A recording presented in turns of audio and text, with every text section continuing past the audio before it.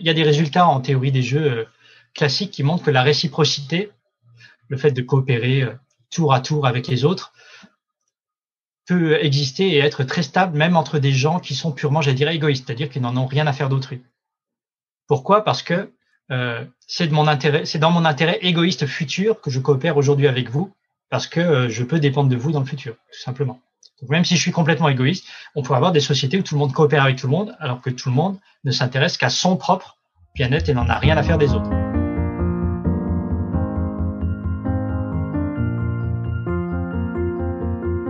Bonjour à tous, je suis Camille Lin, CRHA, spécialiste en santé mentale au travail pour le groupe Conseil Perrier. Et aujourd'hui, je vous propose d'écouter un sujet aussi passionnant que complexe, la coopération. Qu'est-ce qui fait que nous coopérons ? Est-ce qu'il y a des facteurs psychologiques, des stratégies, des cultures d'entreprise qui favorisent plus la coopération entre les employés ? Pour répondre à toutes ces questions, j'ai eu la chance de recevoir dans le podcast Cédric Paternotte. Alors, qui est Cédric ? Eh bien, vous allez voir, Cédric a un CV bien rempli. Cédric est maître de conférences en philosophie des sciences à la Sorbonne. Il a écrit le livre Agir ensemble, les fondements de la coopération. Ses recherches portent sur la philosophie des groupes, l'action collective et la coopération. Bref, vous allez voir, Cédric est une personne qui vous donne encore plus l'envie d'apprendre et il vous offre dans cet épisode un véritable cours.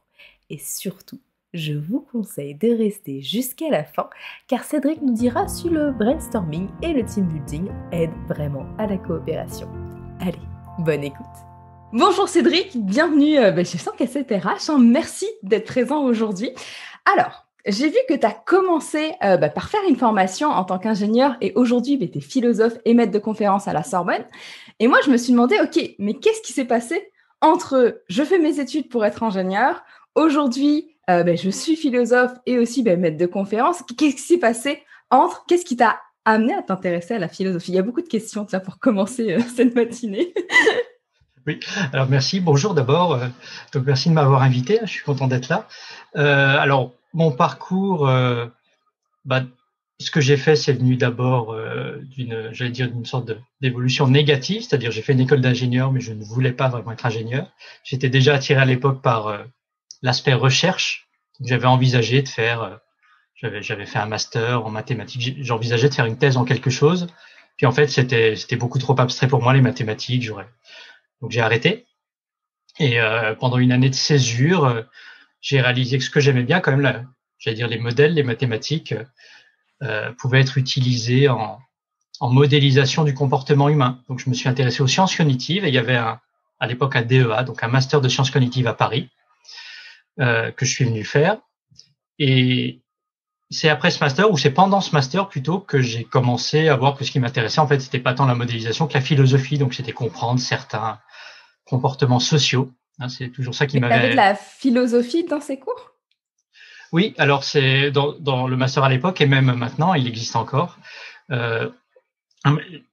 Les masters de sciences cognitives, c'est des masters qui sont, comme on dit, interdisciplinaires. D'accord, les sciences cognitives, c'est pas une discipline, j'allais dire, reconnue aussi stable que des choses comme, je sais pas, la psychologie ou les modèles ou la philosophie. Donc, on avait des cours d'un peu tout de neuro, des cours de psycho, des cours de modélisation et des cours de philosophie. Et il y avait un peu tout ça. Donc, évidemment, selon les intérêts, on prenait plus ou moins l'une de ces options, mais on avait un petit peu de tout quand même. Donc, moi, j'ai pris entre autres les cours de philosophie et ça m'a intéressé et je me suis dirigé là-dedans. Et après, ça a juste dépendu du fait d'obtenir, comme tout le monde, une bourse de doctorat et voilà. Mais il a fallu du temps pour trouver ce que j'aimais et aussi du temps pour réussir, évidemment, après à avoir un poste, ce qui est assez long et éprouvant dans notre milieu. Oui, justement, parce que, tu sais, ça a l'air un peu nuageux, tu sais, le métier de philosophe. Quand on dit ça, on pense, certains vont dire, on pense à l'Antiquité et puis on va penser peut-être à Platon ou des choses comme ça. Qu'est-ce qui fait un philosophe concrètement ? Parce qu'en plus, toi, tu es philosophe des sciences. Qu'est-ce que tu fais concrètement ? Comment sont tes journées ? Mes journées sont assez simples dans la mesure où je ne suis pas, par exemple, au CNRS, je suis pas chercheur à temps plein, je suis enseignant-chercheur. Déjà, en théorie, la moitié du temps et en pratique, plus de la moitié du temps, c'est de l'enseignement. Donc là, c'est, j'allais dire classique, hein, on prépare des cours, on fait les cours, on corrige les copies, on a des tâches administratives diverses, pardon. Donc ça, c'est, j'allais dire, l'essentiel de l'année. Et à côté, il y a l'aspect, j'allais dire, recherche. Et dans l'aspect recherche, qu'est-ce qu'on fait? Comme d'autres chercheurs, c'est-à-dire on s'intéresse à certains thèmes, on lit des articles qui ont été écrits sur les thèmes, on essaye et on voit bien si une idée vient, si on pense qu'on a quelque chose d'intéressant à dire. Et les thèmes, évidemment, en philosophie, l'avantage, c'est qu'ils sont très, très variés. Et que même si on a des spécialisations, il arrive souvent qu'au cours d'une carrière, on s'intéresse à des choses diverses, en fait, hein, qu'on change de thème avec le temps. Alors moi, mon thème principal, c'est les comportements sociaux, la socialité, et c'est quelque chose d'assez large pour que je pense y passer toute ma carrière, parce qu'il y a suffisamment de sous-thèmes auxquels s'intéresser.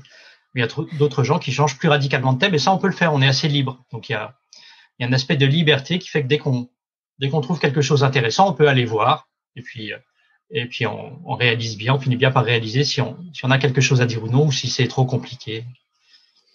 Et justement, il y a un des thèmes que tu as traité qui est la coopération, qui va être notre thème aujourd'hui. Pourquoi tu as décidé en fait d'aller sur ce thème-là? Parce que du coup, c'est vaste là, les thèmes sur lesquels tu aurais pu y aller. Pourquoi tu as commencé par celui-là? Je dois dire que je ne sais pas du tout. C'est-à-dire, je savais, avant de faire mon master en sciences cognitives, je savais que j'étais intéressé par les comportements collectifs. Sans vraiment savoir pourquoi. C'est-à-dire, ça m'a toujours intéressé, que ce soit en littérature, en art ou ailleurs. Et quand je cherchais simplement une application possible de méthodes mathématiques, même si aujourd'hui c'est plus du tout ce que je fais, mais j'ai vu qu'il y avait des tentatives de modélisation, plus que des tentatives, hein, de modélisation formelle des comportements collectifs. Donc je me suis intéressé à ça. Et attends, je te fais juste une petite pause. Pour qu'on comprenne bien, parce que pour toi, ça paraît simple, mais pour ceux qui nous écoutent, comment est-ce qu'on peut faire ça, justement? C'est quoi la modélisation mathématique des comportements? Ça paraît... Il y en a de plusieurs sortes, mais ce qui m'a intéressé au début, que je ne fais plus du tout aujourd'hui, mais ce qui m'a amené là, c'est des gens qui utilisaient des méthodes des méthodes de sciences physiques pour essayer de comprendre des choses comme des foules ou des groupes, c'est-à-dire on modélise, c'est-à-dire on représente plusieurs individus, on imagine qu'il y a plusieurs individus, et alors je sais pas, on peut les placer dans un réseau, il y a des voisins, ils sont plus ou moins éloignés, et ensuite on regarde, on peut essayer de représenter, ils ont des problèmes à résoudre, éventuellement, on essaye de regarder ce qui se passe si on les autorise à communiquer, ou donc voilà. L'idée, c'est qu'on essaye de représenter de façon formelle, simplifiée, dans un modèle, une situation, un type de situation réelle qui nous intéresse, et on essaie de voir si avec le modèle, on comprend quels facteurs permettent aux gens de plus ou moins coopérer, de plus ou moins rapidement résoudre des problèmes, des choses comme ça. Donc il n'y a pas vraiment de limite, mais l'idée, c'est que passer par les modèles, ça nous aide ça nous permet de simplifier un petit peu des situations réelles qui, elles, sont trop complexes, où il y a trop de facteurs entremêlés pour qu'on comprenne bien juste en les regardant ce qui se passe. Et dans ce que tu as vu quand à l'époque tu en faisais en tout cas, est-ce qu'il y a quelque chose qui t'a étonné, que tu n'aurais pas pensé là-dessus? Quand on regarde ce genre de choses, en fait, la première chose qui frappe, et de nouveau, mais c'est plus sur quoi je travaille, j'ai jamais vraiment travaillé là-dessus, mais ça m'a intéressé, c'est de voir qu'il y a un certain nombre de gens qui considèrent des grands groupes d'individus, peuvent être des grands groupes, je sais pas, des grands groupes d'animaux, des bancs de poissons, des choses comme ça, pratiquement comme des liquides ou comme des matériaux spéciaux un petit peu visqueux, c'est-à-dire ils restent ensemble, il y a une sorte de cohésion, mais en même temps ils peuvent se déformer dans leurs déplacements. Et parfois on peut modéliser ces grands groupes-là avec à l'aide de règles très très simples, c'est-à-dire c'est pas que les individus cherchent à rester tous ensemble, parce qu'ils ont simplement des règles très simples de rester pas trop loin de leurs voisins peut-être, et aller dans une direction un peu en fonction de ce que font leurs voisins proches. Et si tout le monde fait ça, ils se retrouvent en groupe, ils se retrouvent dans un groupe qui se déforme d'une façon qui a l'air intentionnelle mais qui ne l'est pas. Et donc ça, c'est le fait que des groupes aient l'air de se comporter comme un individu un petit peu, avec une sorte de but, d'intentionnalité, alors que pas du tout, que les règles de base sont purement, j'allais dire, individuelles et très simples. Ça, c'est la première chose qui frappe souvent les gens quand on s'intéresse à ça, au comportement collectif dans des groupes de large taille. Ah, et bien justement, je te propose qu'on aille un peu plus maintenant sur le comportement collectif, mais sur ce que toi, tu as travaillé dans la coopération. Et commencer, parce que tu es philosophe, je suis obligée de te poser la question. Comment est-ce que tu définis la coopération? Alors, définir la coopération, il faut savoir que c'est un problème depuis longtemps. Alors, il y a une définition qui est simple, mais qui n'est pas très utile. Et les définitions utiles, elles, sont moins simples et beaucoup plus débattues. Alors, la définition simple, c'est que coopérer, pour que plusieurs individus coopèrent, ils doivent agir de façon à acquérir un bénéfice mutuel. C'est-à-dire, leurs actions doivent être telles que tout le monde en tire quelque chose à la fin. Donc ça, c'est simple. Et c'est comme ça qu'on définit de la coopération juste en regardant, je ne sais pas, chez les animaux, même chez des bactéries. Voilà, si on voit qu'elles font quelque chose, qu'elles sont plusieurs, qu'elles font quelque chose et qu'à la fin, tout le monde a, je ne sais pas moi, plus de nourriture ou plus d'énergie, on peut dire qu'elles ont coopéré. Mais qu'est-ce qui fait que cette définition est simple, mais pas utile? Alors, elle est simple parce qu'il suffit d'avoir une sorte d'être capable de mesurer un bénéfice. Donc, ça peut se faire, comme je viens de le dire, en termes de regarder quelle nourriture a été acquise, quelle énergie. Donc, ça peut se mesurer simplement. Donc, c'est simple à détecter. Mais en même temps, on n'a pas l'impression que ça convienne complètement à ce qu'on appelle coopération chez les êtres humains et chez les animaux peut-être les plus évolués. En tout cas, ceux qui ont la cognition la plus complexe. C'est-à-dire qu'on a l'impression que quand on parle de coopérer, quand on dit que deux personnes, si on imagine deux êtres humains, on dit qu'ils ont coopéré, on a l'impression qu'il y a quelque chose de spécifique qui s'est passé un peu dans leur tête. C'est-à-dire qu'il y a l'idée qu'ils ont vraiment agi ensemble, qu'ils avaient peut-être un but commun, qu'ils avaient certaines intentions spécifiques. Alors ça, c'est pas des choses qu'on demanderait évidemment à des bactéries, à des fourmis. Quand on va pas les voir, dont on ne pense pas nécessairement qu'elles peuvent avoir ce type d'états mentaux. Mais dans le cas des êtres humains, donc il y a l'idée que coopérer, c'est agir ensemble et c'est avoir donc un certain nombre de choses, d'états mentaux, donc d'intentions, de croyances, de buts, enfin tout un ensemble de choses possibles en commun, d'accord. Okay. Et il y a l'idée qu'on pourrait en fait, on pourrait être dans une situation où on en tire tous les deux un bénéfice mutuel sans avoir cherché à l'acquérir. C'est juste une coïncidence. Il se trouve qu'on s'est, je sais pas moi, on est tous les deux. On veut tous les deux indépendamment, je sais pas moi, balayer, nettoyer une cour. Donc on se met à la nettoyer. Et puis comme on est deux, on va 2 fois plus vite. Donc on s'en est bien tiré, mais j'avais pas vu que tu étais là, tu n'avais pas vu que j'étais là. On n'a pas coopéré en un sens. On a fait nos deux choses individuellement et je trouve qu'on en a tous les deux bénéficié. Mais c'est pas une vraie coopération. On s'est pas adapté l'un à l'autre. On n'a pas pris en compte ce que l'autre faisait pour déterminer ce que nous on allait faire. D'accord ? Et est-ce que c'est là la différence entre la coopération et la collaboration? Alors, cette différence, elle est assez peu, je l'ai assez peu trouvée dans la littérature sur la coopération. Okay. En général, on parle peu de collaboration. Donc, quand on entend collaboration, si on veut trouver des différences avec coopérer, c'est de l'ordre de la connotation vraiment. Hein. À la base, collaborer, c'est, si on cherche des définitions, je sais pas, dans les dictionnaires, ça va être agir ensemble dans un but commun ou un objectif commun. Bon, c'est un peu pas la même chose que coopérer, hein, on lira le même genre de définition. Donc, quand on parle de collaboration, il y a des connotations un petit peu, déjà une dimension temporelle supplémentaire. On peut parler de coopération sur des actions qui sont vraiment très ponctuelles, qui se produisent juste une fois. On peut coopérer comme ça temporellement et ne jamais se revoir. L'idée de collaboration, c'est plus étendu, c'est plus étalé dans le temps en général. Il y a un aspect d'adaptation aux actions d'autrui dans la collaboration. Il y a cette idée qu'on va vraiment faire quelque chose ensemble et qu'on va devoir réguler nos actions, qu'on va devoir adapter ce qu'on choisit de faire à ce que l'autre peut et sait faire ou ce que les autres peuvent et savent faire. Donc là, le terme qui est souvent utilisé dans la littérature, c'est le terme de coordination. Il y a un aspect il faut trouver la bonne coordination. Quand on parle de collaboration, il y a cette connotation-là. Et enfin, pardon, je finis. Vas-y. Un petit truc, il y a l'idée que quand on parle de collaboration, on a aussi moins l'impression, en tout cas chez les gens qui travaillent sur le sujet, que c'est problématique par rapport à la coopération. C'est-à-dire, quand on parle de collaboration, quelque part, on a déjà décidé de faire quelque chose ensemble, et c'est plus la question de savoir comment le faire. Alors, quand on parle de coopération, les gens qui s'intéressent à ça s'intéressent beaucoup aux raisons pour lesquelles on pourrait choisir ou non de coopérer dès le départ. Mais Donc, il y la a la question. collaboration, on pourrait dire que c'est pareil, parce que tu peux choisir si tu souhaites collaborer ou non dès le départ. Alors, si on s'intéresse à ça, oui, ce dernier point n'est plus une différence du coup. Donc, les deux termes Ok. sont vraiment très proches. Hein. Comme je disais, les différences sont vraiment de l'ordre de la connotation. Et donc, dans la littérature, c'est-à-dire chez les gens qui travaillent sur la coopération, l'autre terme auquel la coopération est souvent comparée et avec lequel il est distingué, c'est le terme de coordination.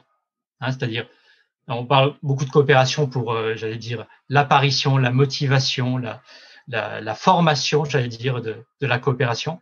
Et une fois qu'on a décidé de coopérer, là, il y a le problème secondaire, j'allais dire, dans le temps, de savoir comment coopérer, c'est-à-dire comment exactement régler nos actions.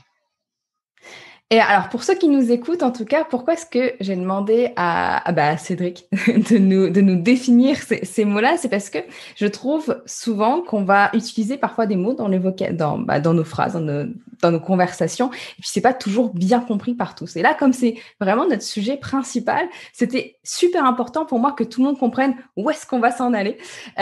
Donc voilà, c'était la première petite chose que je voulais partager. Et puis merci, parce que comme ça me donne une idée vraiment plus claire de ce qu'est la coopération. Et d'ailleurs, moi, ce que je voulais voir avec toi aussi, c'était qu'est-ce qui, d'après toi, favorise en tout cas la coopération? Quels sont les facteurs qui vont faire que des gens vont collaborer, excuse-moi, comme quoi, vont coopérer ensemble? Alors, il y a vraiment beaucoup de choses qui influencent le comportement coopératif. Alors, en général, il y a deux grandes explications possibles de l'ordre psychologique de la coopération, alors qui fonctionnent plus ou moins, mais qui apparaissent souvent de nouveau dans la littérature. D'une part, il y a ce qu'on appelle l'identification de groupe. Alors, c'est quoi s'identifier à un groupe?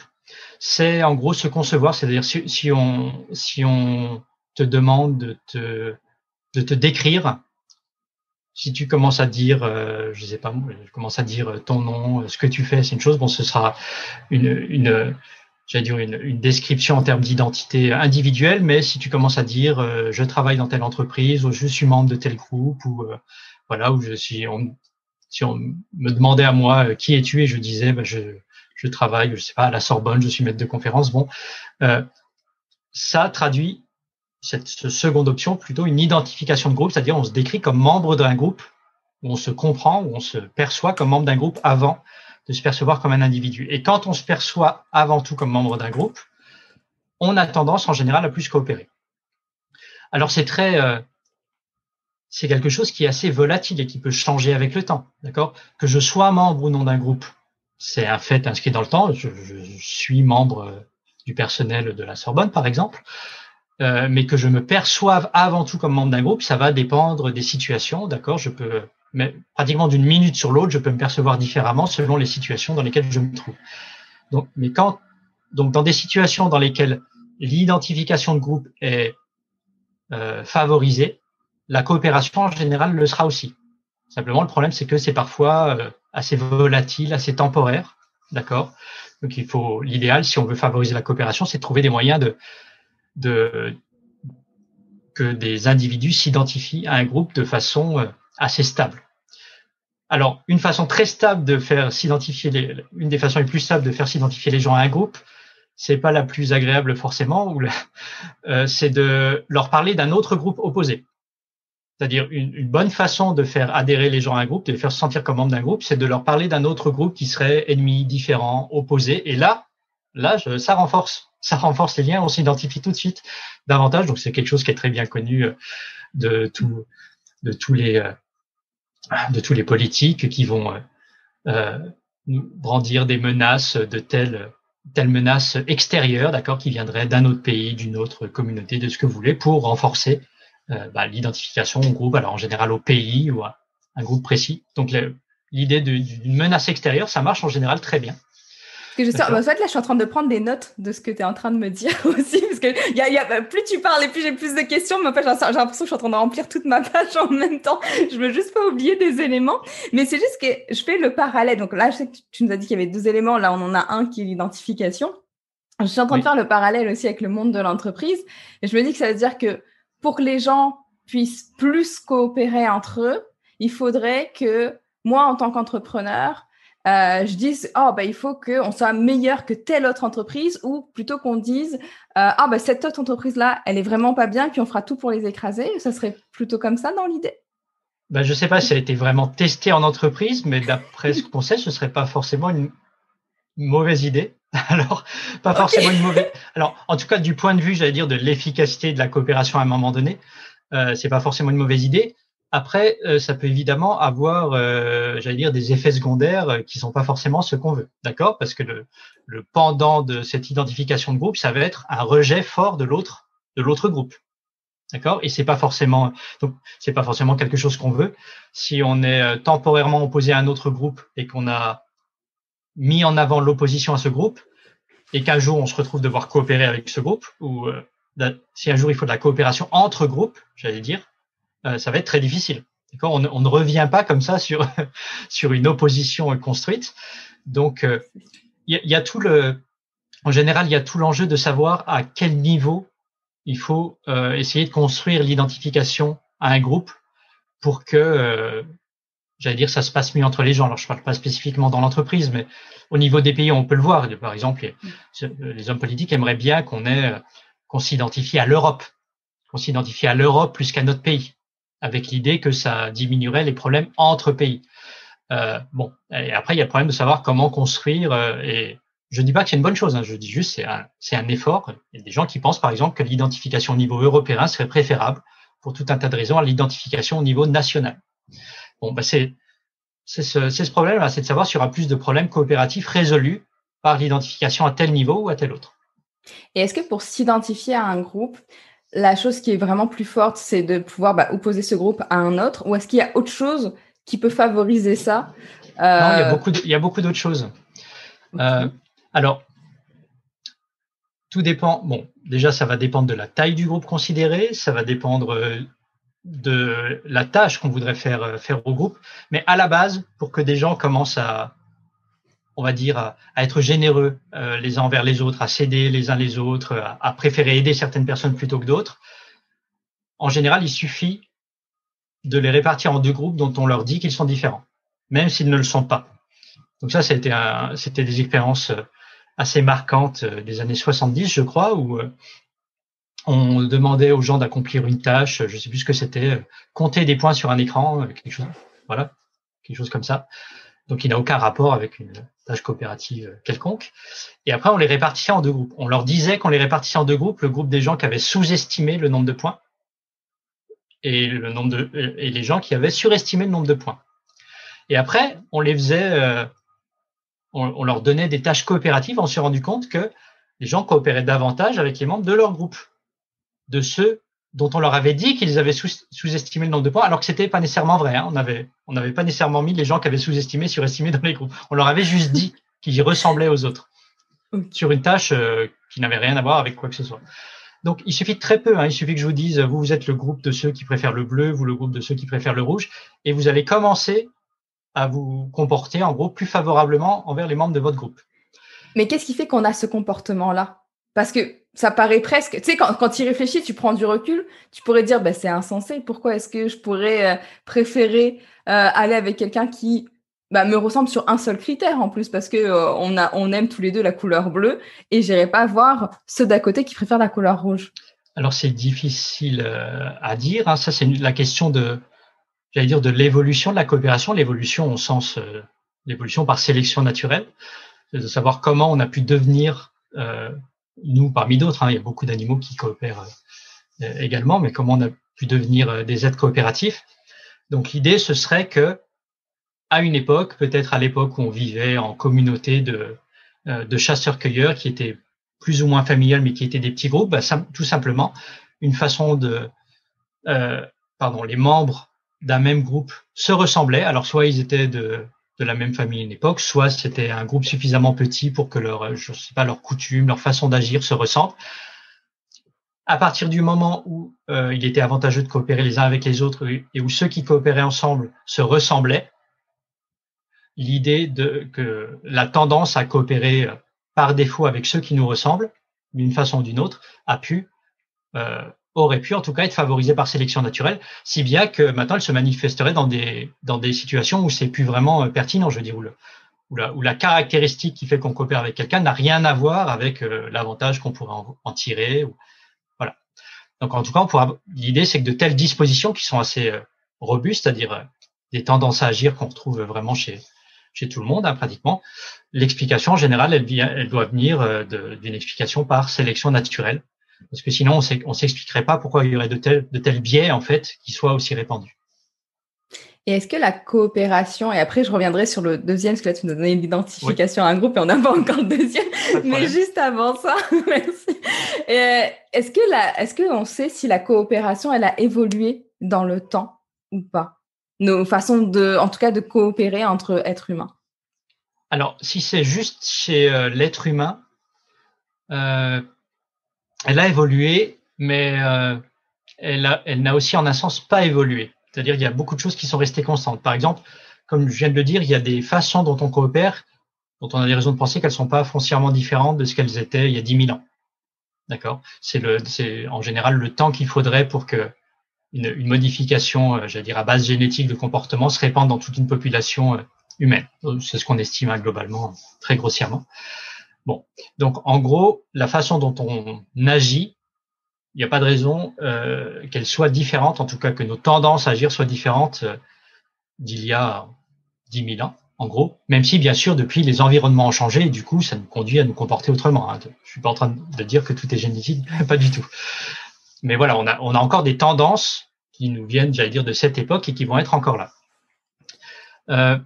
Alors, est-ce que il y a des questions de savoir pourquoi la coopération n'a pas changé en fait déjà, parce que on coopère pas foncièrement de façon différente par rapport à il y a 10 000 ans, comme j'ai dit, alors que les contextes, les cultures ont beaucoup changé. Il y a 10 000 ans, on avait des sociétés globalement de petits groupes de petite à moyenne taille, de quelques dizaines d'individus, qui étaient égalitaires. On pense que c'était égalitaire. Et à un moment, on est passé, notamment avec l'apparition de l'agriculture, à des sociétés assez subitement, très très hiérarchisées, donc organisées socialement de façon complètement différente. Et pourtant, ça n'a pas modifié radicalement notre façon de nous comporter. Donc souvent, en fait, les gens se demandent plutôt pourquoi la coopération humaine n'a pas juste disparu ou ne s'est pas modifiée radicalement avec ces changements de société. Par contre, à plus long terme, donc sur une plus grande échelle, si on considère vraiment le point de départ, j'allais dire, d'une espèce animale qui relie une espèce animale qui n'aurait pas coopéré du tout à nous, là, le comportement coopératif est d'abord apparu et ensuite a beaucoup, beaucoup évolué. C'est-à-dire la façon dont on coopérait a beaucoup changé avec le temps. Alors, j'ai du mal à dire on, hein, c'était pas nous, mais la façon dont les individus, j'allais dire animaux, mais même végétaux coopéraient a beaucoup changé avec le temps. Donc, je ne sais pas si tu veux qu'on le garde pour une question.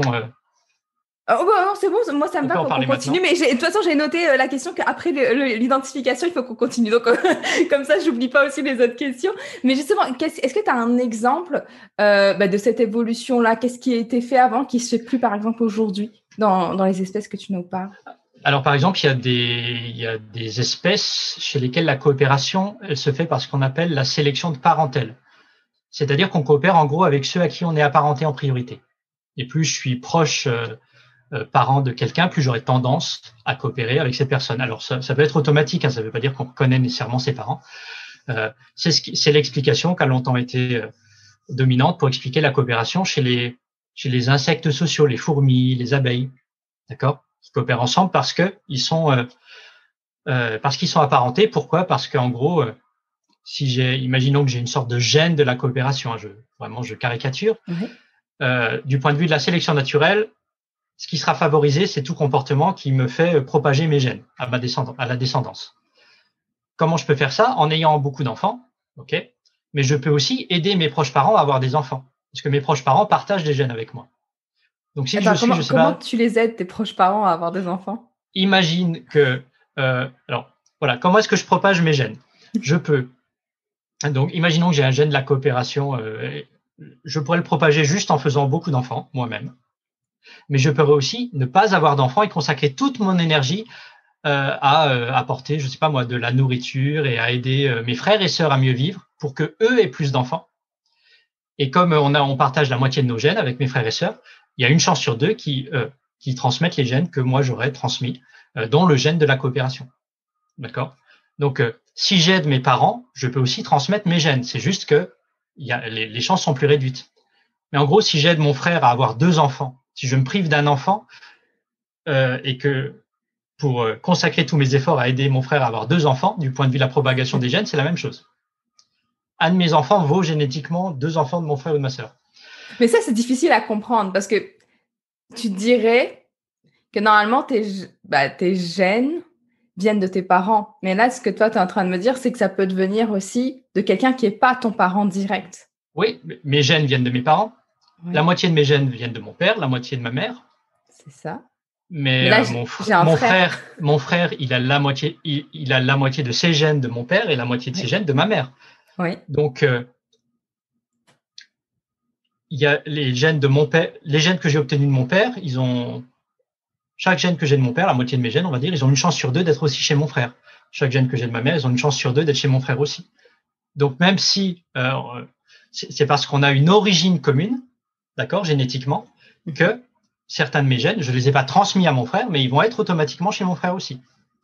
Donc, si j'aide mon frère, il y a une chance que des gènes que moi j'ai se propagent aussi parce qu'ils sont aussi présents chez mon frère, bien qu'évidemment qu'en proportion plus faible. Et je peux aussi aider des cousins, je peux. Donc, c'est par rapport à ça que tu dis que tu peux aider, sans même toi avoir des enfants, tu peux aider les gens de ta famille à pouvoir transmettre ce gène de la coopération. Voilà, donc imaginons que j'ai un gène imaginons, c'est vraiment très simplifié, pardon, mais j'ai un gène coopératif, donc il me pousse à aider des gens. Imaginons que ça me fasse aider, si ça me faisait aider des étrangers, ce gène, il va s'éteindre. Donc, imaginons mon père avait un gène coopératif, il le passe peut-être à mon frère, et moi, ça me fait aider tous les autres des gens hors de ma famille qui n'ont pas le gène coopératif. Donc, je me prive d'enfants, et les autres qui auront des enfants ne transmettront pas le gène coopératif qu'ils n'ont pas. Le gène va disparaître. Oui. Par contre, si je coopère avec mon frère et que j'aide mon frère, il y a une chance que le gène coopératif se transmette, même si moi, j'ai pas d'enfant, puisque lui peut l'avoir aussi. D'accord? D'accord. Donc, c'est ça l'idée. Donc, l'idée, c'est que en aidant les membres, en coopérant de façon privilégiée avec les membres de sa famille, les membres qui sont génétiquement similaires, en fait, on peut permettre, je parle vraiment seulement du niveau génétique, à des gènes favorisant certains comportements de se propager. Et donc, on trouve des choses comme ça aussi chez des animaux plus à la cognition plus complexe.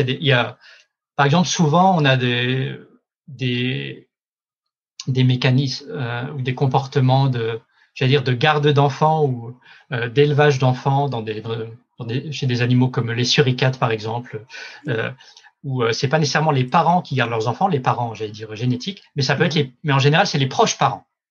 D'accord? Donc, c'est quand même des individus, qui ont des gènes en commun avec les enfants qu'ils gardent.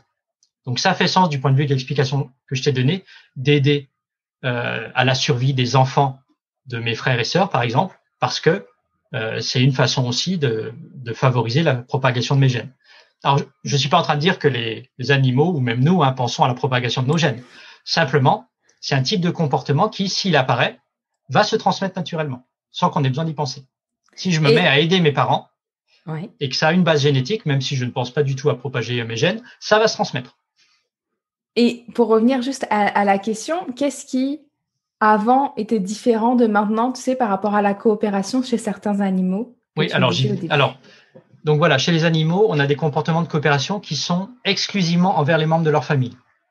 On voit bien que c'est pas la même chose chez nous. On ne coopère pas qu'avec des membres de notre famille.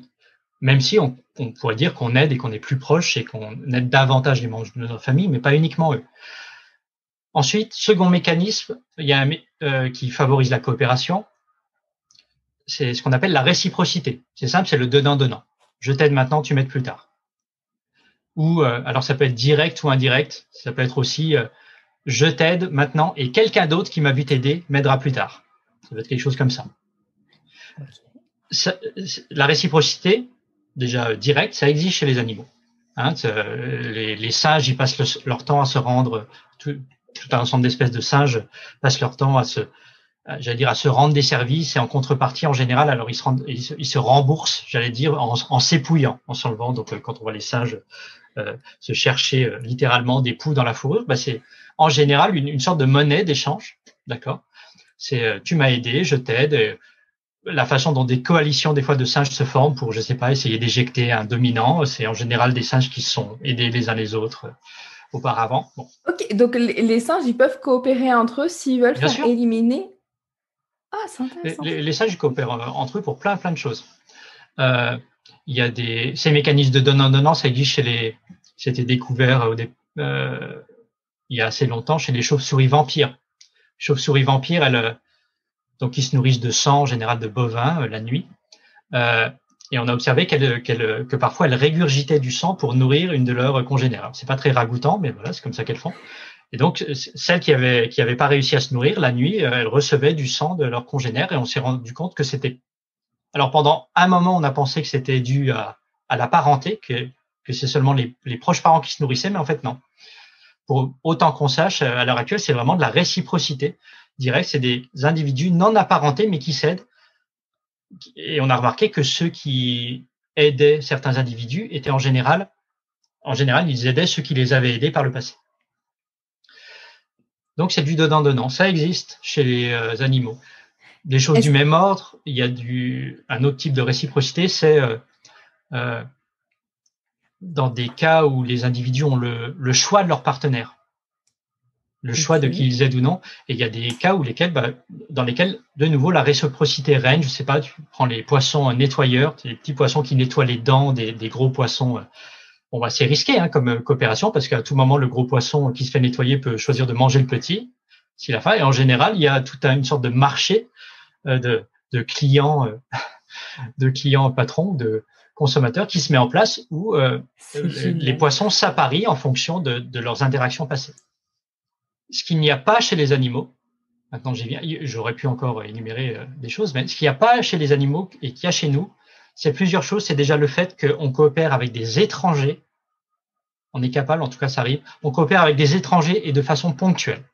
C'est-à-dire des gens qu'on ne connaît pas et dont on n'a pas de raison de penser qu'on les rencontrera plus tard.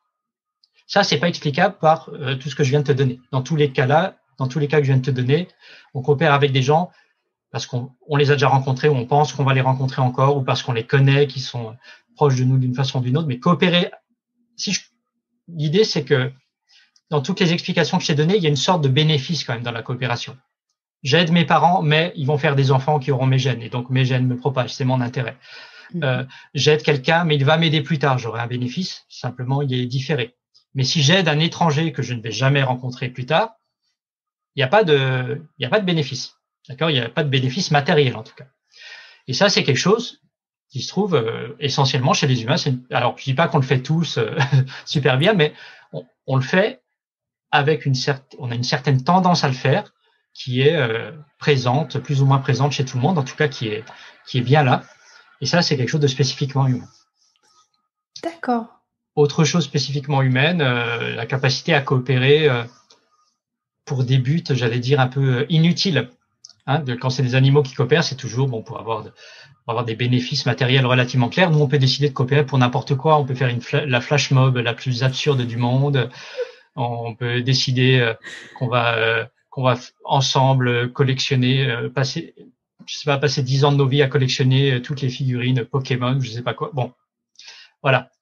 Donc nous, notre capacité à coopérer, elle est très souple. Elle est très j'allais dire manipulable et adaptable, et on peut coopérer pour des choses qui n'ont absolument, j'allais dire, aucun avantage pour nous. Enfin, un avantage du point de vue purement subjectif, c'est-à-dire quelque chose qui nous plaît, mais qui n'ont du point de vue, j'allais dire, matériel, aucun avantage. Si. Et là, je suis en train de penser, tu sais, tout à l'heure, tu parlais des chasseurs-cueilleurs, et j'étais en train de me dire, ok, à l'époque, le but, c'était d'assurer sa survie. Mais si tu coopérais avec un étranger, cet étranger, ce qui peut se passer aussi maintenant, en fait, cet étranger, il te trahit. Donc, alors que tu as coopéré avec cette personne-là, est-ce que ça aurait pas, normalement, tu sais, comme dû arrêter, tu sais, toutes sortes de coopérations, vu qu'à la base, c'était pour assurer notre survie et que coopérer, c'est quand même un danger pour toi. Exactement. C'est le problème fondamental de la coopération. C'est ce pourquoi tous les gens qui sont intéressés à la coopération, à l'explication de la coopération, l'ont fait parce que il y avait un problème fondamental qui est précisément celui-là, celui que tu viens de dire. Si je coopère, c'est-à-dire si je fais un effort pour fournir quelque chose à autrui et que je me fais trahir et que autrui, ou tout simplement au sens où autrui, j'allais dire, au sens où autrui ne me trahit pas forcément au sens psychologique, mais tout simplement ne m'aide pas en retour, j'aurais fait un effort, j'aurais perdu des ressources, de l'énergie, l'autre les aura gagnées, donc c'est son comportement qui a plus de chances, j'allais dire, de se répandre toujours du point de vue génétique. Comment on explique la propagation d'un comportement qui est en fait en moyenne plus coûteux pour ceux qui l'ont que pour ceux qui ne l'ont pas. Et tous les mécanismes que je viens de te donner, donc une façon de résoudre ça, c'est la sélection de parentèle, l'autre c'est la réciprocité, d'accord, qui, comme je te l'ai dit, consiste à dire qu'en fait il y avait des bénéfices. Il y a des situations dans lesquelles il y avait des bénéfices quand je coopère avec mes parents, quand je coopère avec des gens qui eux aussi coopèrent, ont tendance à coopérer avec moi. Mais on est d'accord, si des coopérants sont dans un environnement dans lequel la plupart des gens, ou la plupart des gens qu'ils rencontrent, ne coopèrent pas avec eux, ils vont s'en tirer moins bien que les autres. D'accord ? Ils se feront, j'allais dire, exploiter. Et donc tout l'enjeu pour expliquer, j'allais dire, l'apparition vraiment dans des populations au long terme de la coopération et sa stabilisation, c'est d'expliquer en fait comment des coopérants ont pu, ceux qui avaient une tendance, j'allais dire, à coopérer, ont pu réussir à se trouver les uns les autres. Hein ? À partir du moment où les coopérants coopèrent davantage les uns avec les autres, ça va. C'est-à-dire si je suis dans une population où presque personne ne coopère, où on est 1% de coopérants, mais on se rencontre très souvent, nous les coopérants, alors on se débrouillera mieux que les autres, quand même, et ça se répandra. Mais si on se rencontre tous au hasard et qu'il y a 99% de gens qui coopèrent pas, on se fera avoir et on s'en tirera moins bien. Est-ce qu'il y a des pays qui sont plus coopératifs que d'autres ? Alors, je ne sais pas. Sur la coopération, je suis pas sûr. Ça a commencé assez tard, hein, les expériences dans des pays suffisamment variés pour pouvoir permettant d'identifier, j'allais dire, ce qu'on appelle les tendances prosociales, c'est-à-dire les tendances à être en gros généreux ou avoir envie d'aider autrui. Et on s'est rendu compte que c'était en fait très très varié. Mais c'est difficile de dire qu'il y en a qui sont plus coopérants que d'autres. Alors en général, les jeux qui étaient utilisés pour ça, c'était les types de petites situations qui étaient utilisées en laboratoire pour ça, plus ou moins en laboratoire, hein, parce que c'était des jeux du type vous êtes deux, on donne, je sais pas, 100 unités, je sais pas, de monnaie ou de ressources à quelqu'un, et il doit les partager entre les deux. Donc imagine, on me donne 100 euros. Je choisis un partage entre toi et moi, et toi, tu peux juste l'accepter ou le refuser. Et si tu le refuses, on n'a rien tous les deux. Donc, imagine que je dise, OK, 50-50. Normalement, tu vas accepter.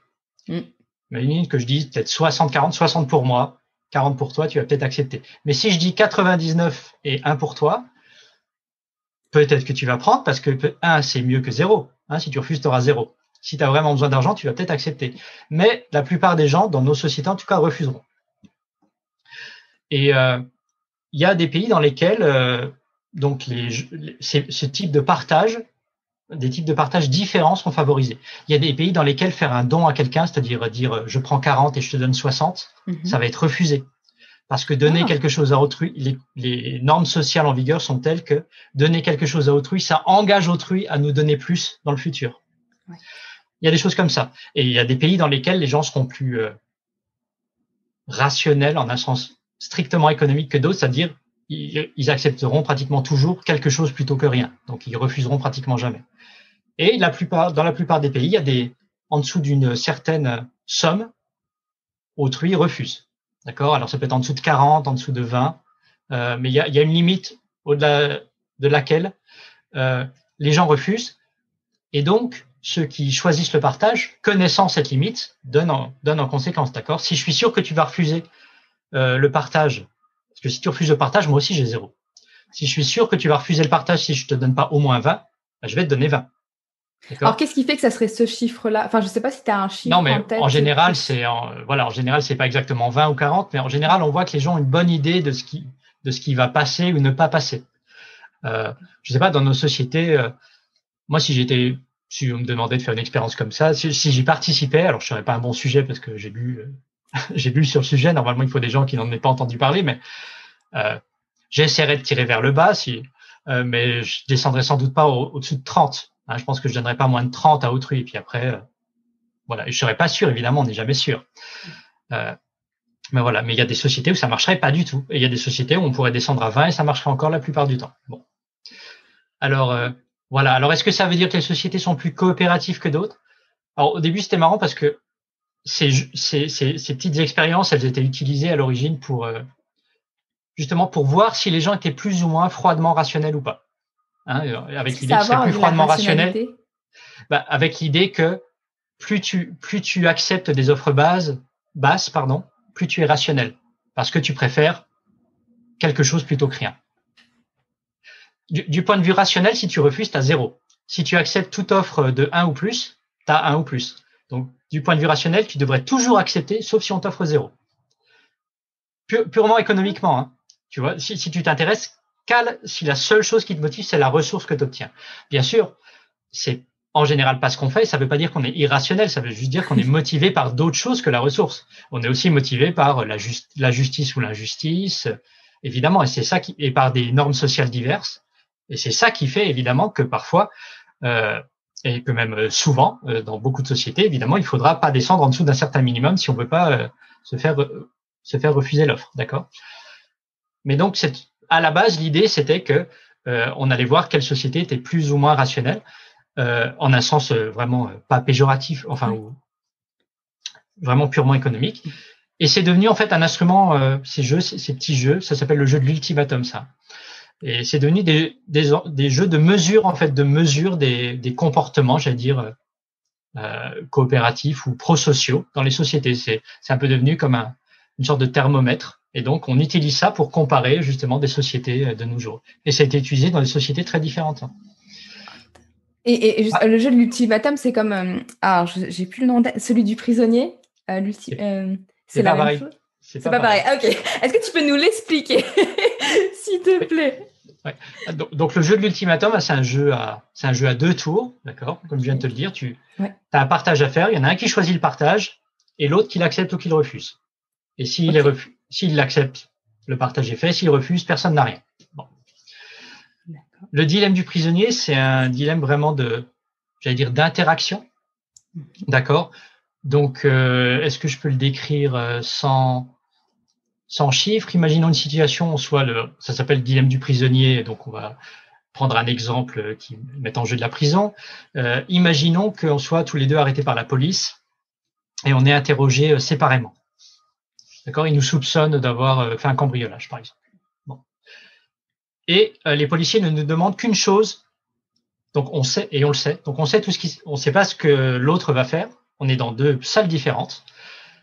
Mais je sais, et tu sais, que les policiers ne nous demanderont qu'une chose, c'est si l'autre a fait quelque chose ou non. Donc à moi, il me demande, est-ce que Camille a cambriolé? À toi, il te demande, est-ce que Cédric a cambriolé?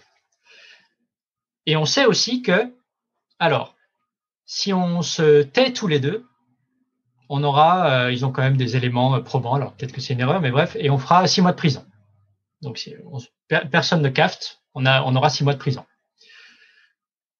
Si on cafte tous les deux, si tous les deux on dit l'autre l'a fait, il conclut qu'on l'a fait ensemble. Et on se prend cette fois 3 ans de prison. Et s'il y en a un qui, j'allais dire, trahit l'autre et pas l'autre, c'est-à-dire si toi tu te tais et que moi je dis Camille l'a fait, il conclut que toi tu l'as fait toute seule. Et donc là tu as 6 ans de prison et moi je sors libre. Donc on sait que c'est ça qui va se passer.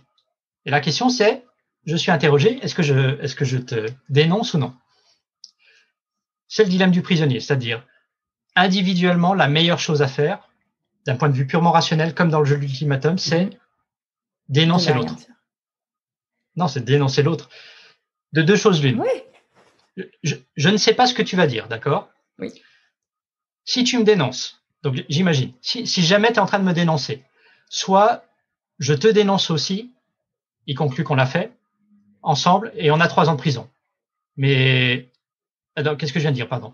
Oui, soit je te dénonce aussi et on a 3 ans de prison. Soit je ne dis rien et conclut je l'ai fait tout seul et on aura 6 ans de prison. Donc mieux vaut que je te dénonce aussi. 3 ans au lieu de 6. Et maintenant, si tu te tais, dans le cas, donc je sais pas ce que tu as fait, mais si tu te tais, si je me tais aussi, on a 6 mois de prison, mais si je te dénonce, je sors libre. Dans les 2 cas, quoi que tu aies fait, j'aurai moins de prison, voire pas du tout, si je te dénonce. Donc individuellement, du point de vue de ce raisonnement, c'est mon intérêt de te dénoncer. Quoi que tu fasses, mais j'ai pas besoin de savoir ce que tu as dit ou pas dit. Par contre, si on raisonne tous les deux comme ça, on se dénonce l'un l'autre et on a 6 mois de prison. Alors que si on n'avait rien dit, on se dénonce tous les deux, on a 3 ans de prison, alors que si on n'avait rien dit, on n'aurait eu que 6 mois.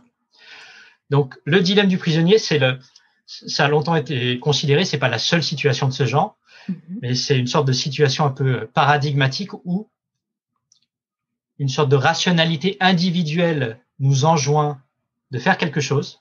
Donc individuellement, il est optimal, dans ce cas-là, de dénoncer l'autre, mais collectivement, ce qui est optimal, c'est de ne pas se dénoncer. Donc on a une opposition entre ce qui est préférable pour les individus et ce qui est préférable pour le groupe. Ok, mais alors là, excuse-moi, vas-y. Non, c'est ça. Donc c'est le problème fondamental de la coopération quand une action coopérative demande un effort individuel. D'accord? Donc si coopérer me demande un effort, si ça me coûte quelque chose, s'il aurait été toujours préférable pour moi en fait de laisser les autres faire ce qu'ils veulent et de moi m'épargner la peine, qu'est-ce qui peut faire qu'on va tous coopérer, sachant que si on le fait tous, on s'en tirera tous mieux que si personne ne fait d'effort. Et c'est ça le problème, un des problèmes en tout cas fondamentaux de la coopération. Est-ce que ce serait pas, je te sors une réponse comme si j'avais la réponse à la question, tu sais, mais j'allais dire, mais ce serait pas la confiance. Si tu as confiance en l'autre, est-ce que ça t'amène pas plus à coopérer et justement à faire que 6 mois de prison au lieu de 3 ans ou 6 ans? Pas dans le cas du dilemme du prisonnier, parce que comme je viens de te dire, individuellement, je m'en tire mieux, indépendamment de ce que tu fais. La confiance, c'est un peu l'idée de la confiance, c'est j'ai confiance dans le fait qu'autrui va faire ceci et donc je vais faire cela en conséquence et du coup on s'en tirera mieux tous les deux. Non, parce que si j'ai confiance dans le fait que tu vas te taire, eh ben alors super, je te dénonce, comme ça je sors libre. Ah, c'est horrible en fait. Alors, il y a d'autres types de situations de ce genre. Ce type de situation, il y a une opposition entre ce qui est bon pour le groupe et bon pour l'individu. Ça s'appelle des dilemmes sociaux. Le dilemme du prisonnier, c'est une version extrême. Il y a des cas dans lesquels il est préférable, il est individuellement préférable de faire quelque chose si l'autre fait la même chose, mais il est préférable de coopérer si l'autre coopère. Donc, dans ce cas-là, si on fait confiance à l'autre, là, la confiance pourra faire une différence, mais pas dans le dilemme du prisonnier. Donc, le rôle de la confiance, ça dépend des situations. D'accord? Ça dépend des problèmes qu'on a à résoudre. Parfois, la confiance peut faire la différence, parfois non.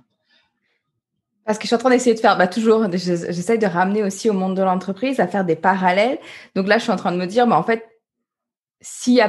même s'il n'y a pas forcément de confiance, on peut quand même amener les gens à coopérer selon d'autres facteurs. Alors, oui, parce que souvent en entreprise, on n'est pas dans une situation on est rarement dans des situations comme le dilemme du prisonnier. Les salariés ont une sorte d'intérêt commun minimum qui est leur salaire. Donc il y a une motivation minimale. Si l'entreprise leur demande, de faire quelque chose ensemble, la question de savoir s'ils vont le faire ou ne pas le faire se pose moins, dans la mesure où s'ils refusent, ils risquent de perdre leur salaire. Donc il y a quand même une motivation minimale. C'est comme si, je te disais dans le dilemme du prisonnier que je viens de t'exposer, ce que tu auras si tu te tais ou si tu dénonces, c'est plus seulement des mois de prison, mais en plus, si tu dénonces au lieu de te taire, tu auras plus 5 ans de prison automatique, l'équivalent du salaire, si tu veux. Donc évidemment, là, personne ne va dénoncer, tout le monde va se taire, et la coopération sera automatiquement favorisée. Donc si on dans le dilemme du prisonnier, si on change les peines de prison, c'est plus le même problème. Et c'est ce qui se passe en entreprise. Les gens vont coopérer un minimum parce qu'ils ont un salaire qui est, je ne dis pas la motivation ultime, mais qui est une motivation quand même minimale.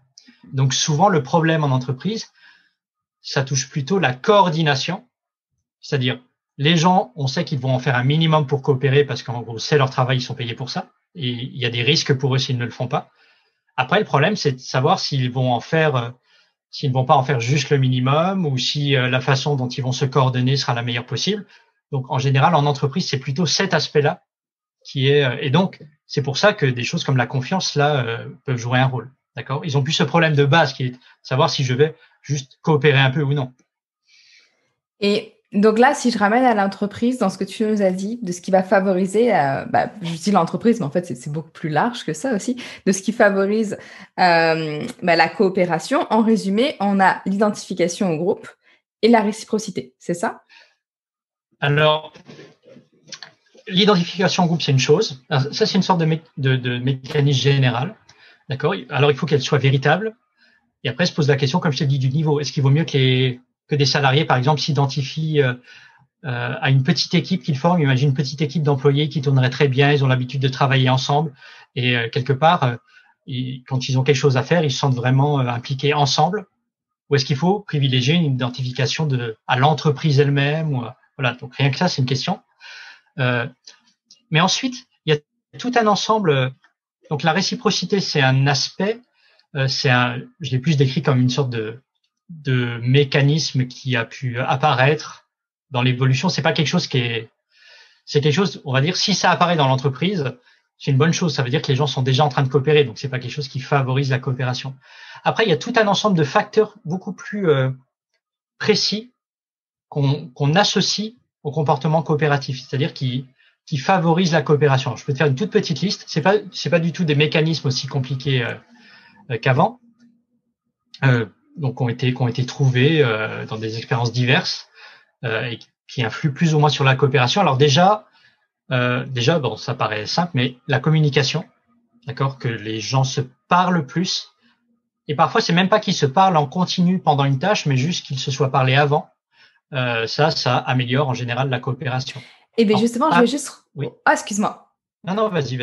J'allais rebondir directement là-dessus parce que je fais des liens avec ce que je donne des formations et c'est fou parce que juste quand au début de la formation, quand tu vas faire parler les personnes, tu sais, ça peut être ce qu'on appelle les icebreakers, mais ça va être très rapide. Juste, tu vas lui faire participer, comme lui dire d'où est-ce qu'elle vient. Tu sais, quelque chose de super simple. D'où est-ce que tu viens? Tu demandes ça à tout le monde.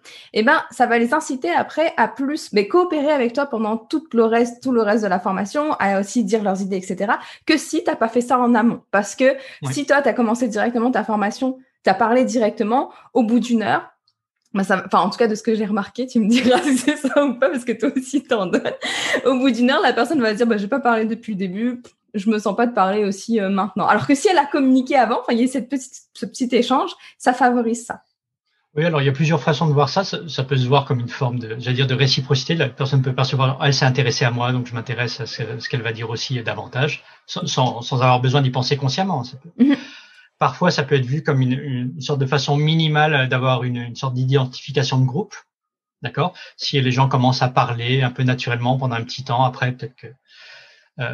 Mais là-dessus, j'ai vu des résultats mitigés. Donc, j'avais vu des travaux qui disaient que parler avant des tâches coopératives, même d'autres choses que de la tâche, ça avait un effet positif. Mais j'ai lu d'autres choses qui suggéraient que l'effet était quand même faible. Voilà. Bon.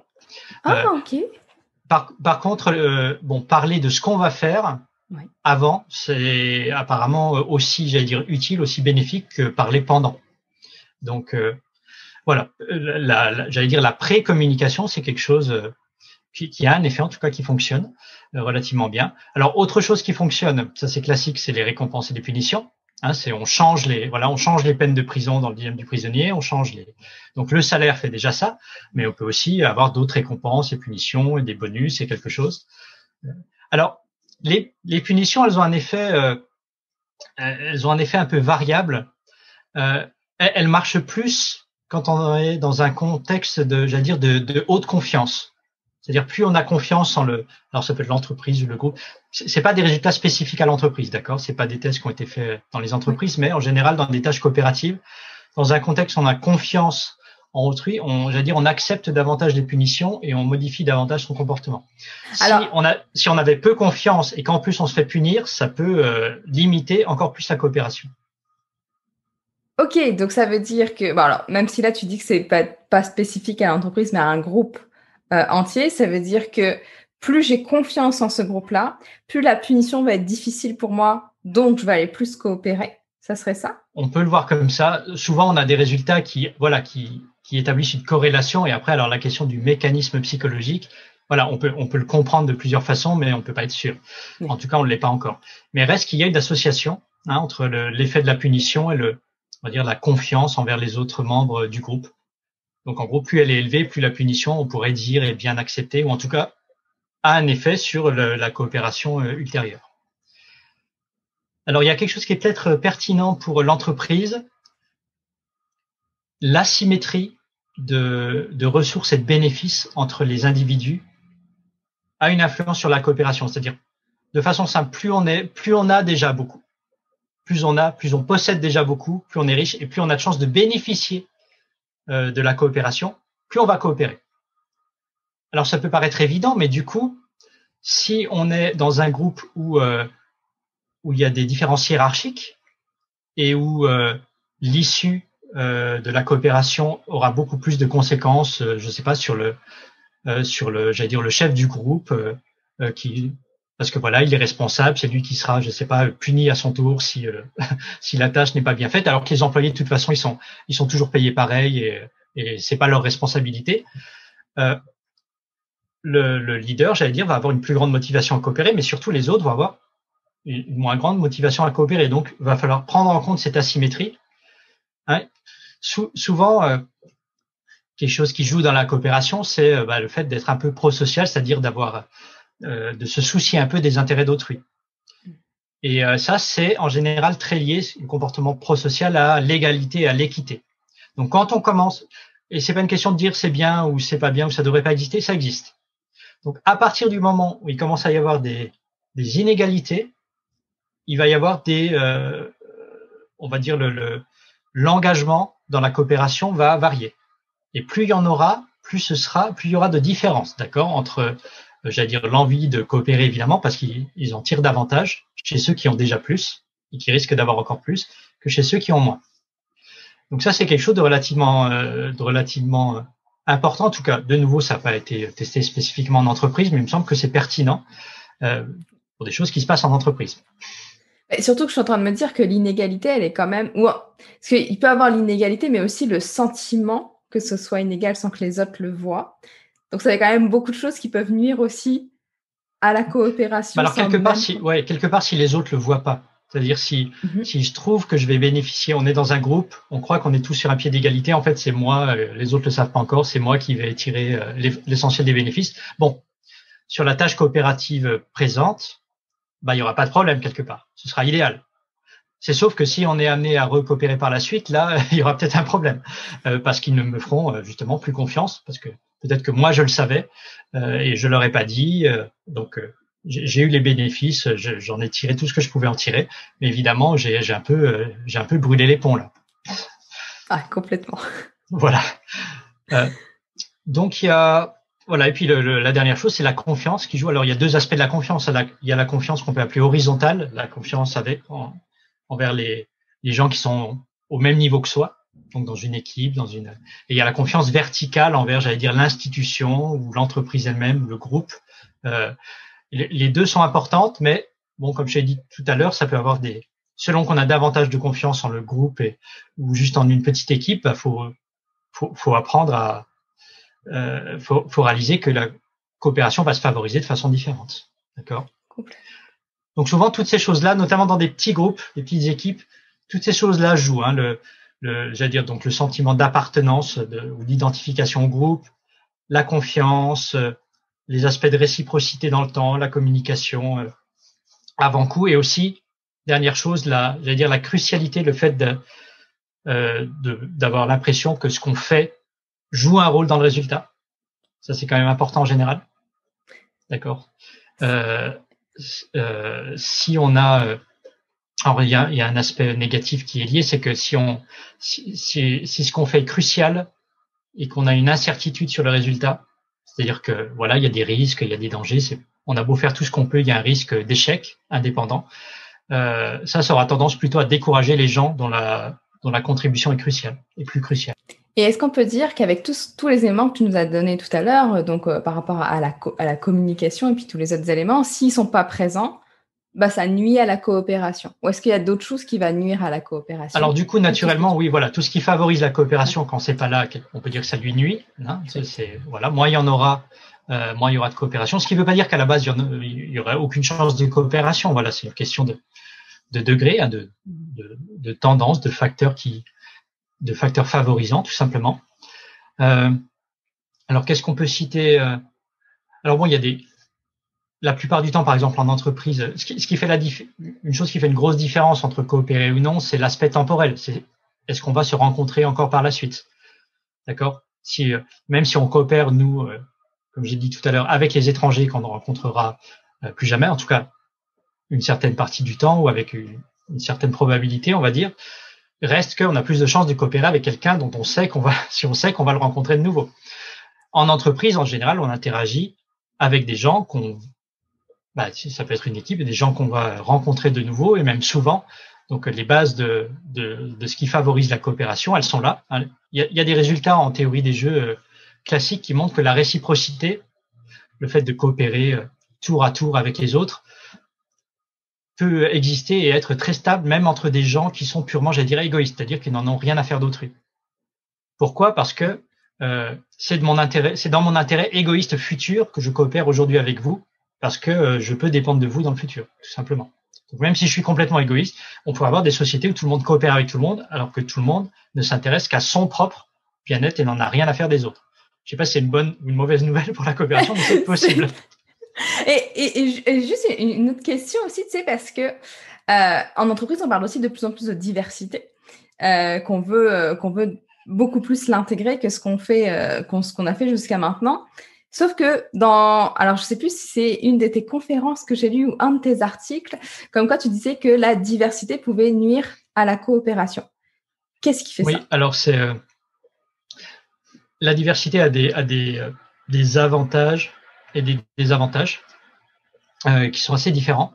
Donc il y a des avantages et des désavantages plus ou moins reconnus. Il y a des avantages assez clairs qui ont à voir en général avec tout simplement la variété des idées et des perspectives. D'accord? Donc quand il s'agit de résoudre un problème, avoir tout simplement des individus suffisamment divers est plus utile. Alors quelle diversité? Ça dépend du problème. Hein, c'est l'idée que pour avoir une bonne solution à un problème, il faut que suffisamment de bonnes solutions soient proposées, et ensuite il faut évidemment que la meilleure solution soit choisie. Mais il faut déjà qu'elle soit proposée, et on n'aura pas suffisamment de choses proposées si on n'a pas suffisamment de gens qui pensent à des choses différentes. Ça, c'est simple. Alors après, une fois que tout le monde a proposé plein de choses, que la chose effectivement meilleure soit sélectionnée, et ça c'est un autre problème. Mais il y a des avantages clairs de la diversité donc dans l'aspect de résolution de problèmes, du fait que différentes perspectives permettent de proposer différentes choses et ensuite aussi d'évaluer des choses sous des angles différents. Mais ensuite, la diversité a aussi un aspect négatif qui est plus lié aux interactions. C'est-à-dire, si on est très différent, on va avoir plus de mal à communiquer parce qu'on a moins de choses en commun. D'accord? Ou on a des raisons de penser qu'on a moins de choses en commun et donc la communication peut être un petit peu moins naturelle, un petit peu différente. On va prendre un peu plus de pincettes. On va peut-être moins parler, j'allais dire sincèrement ou à cœur ouvert. Ou voilà, on va faire plus attention. Il peut y avoir plein de choses. Ou simplement, ça va être en gros un peu plus pénible, demander un peu plus d'effort parce que le terrain commun entre les gens est beaucoup moins grand. Simplement le fait que quand on parle avec quelqu'un qu'on sent similaire à soi, on présuppose tout un ensemble de choses en commun qui servent de base. On n'a même pas besoin d'y penser, qui font que la discussion peut se dérouler. On n'a pas besoin de constamment se corriger sur des choses qu'on croyait que l'autre savait qu'il ne sait pas en fait. Alors que si on est très différent ou même si on l'est pas, mais qu'on se perçoit comme différent, la communication va être moins aisée. Ce à quoi s'ajoute éventuellement, alors c'est peut-être moins le cas en entreprise dans la mesure où on est tous payés, on a une partie des intérêts qui sont convergents, mais quand on a des délibérations entre des gens qui sont très différents, il y a aussi le fait que les intérêts des uns et des autres peuvent aussi être séparés, décorrélés, d'autant plus qu'ils sont différents. J'ai moins de raisons de penser qu'on veut la même chose si on est très différent sur d'autres plans par ailleurs. Donc, si tu veux, plus on est varié, plus imaginons une sorte de prise de décision en commun en vue d'un objectif.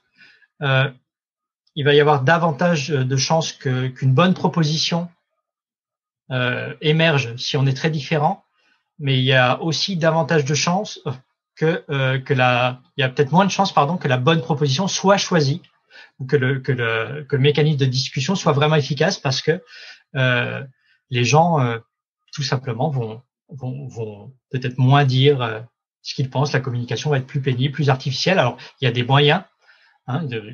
Simplement, il faut penser à des moyens de faciliter la discussion quand on a des groupes qui sont très diversifiés. Si on réussit à minimiser ce problème, alors on aura tous les avantages de la variété de propositions, si j'ose dire.